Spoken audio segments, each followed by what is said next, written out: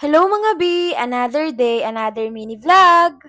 At dahil Father's Day nga, dito kami nag-decide na kumain sa Chodorico sa San Rafael branch. Etong Eat All You Can buffet na to, highly recommended ko na rin talaga. Ilang beses na rin kasi kami pabalik-balik talaga dito, hindi na nga mabilang eh. Kasi bukod sa mura, sure ka talaga na sobrang sarap ng mga pagkain dito. Dati nga pala, 249 per head lang sila pero ngayon 269 na. Konti lang naman yung itinaas, siguro kasi nagdagdag sila ng drinks dito, gulaman and pineapple. Dati kasi walang drinks, water lang. Ang kinagandahan pa dito, mainit yung mga food nila.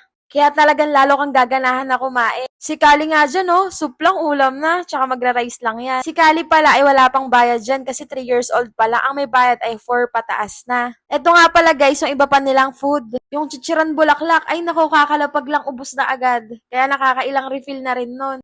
For the dessert, ang pinaka nagustuhan talaga namin ni Kali ay yung peachy peachy. Kasi all-time favorite talaga namin yun. Kaya kung naghahanap kayo ng eat all you can na mura, masasuggest ko talaga tong Chodoricos. Kasi mura na, napakasarap pa. Umalis na nga pala yung mga kasama namin dito at kami na lang yung natira ni Kali. Ang tagal kasi kumain. Bye! See you on my next one!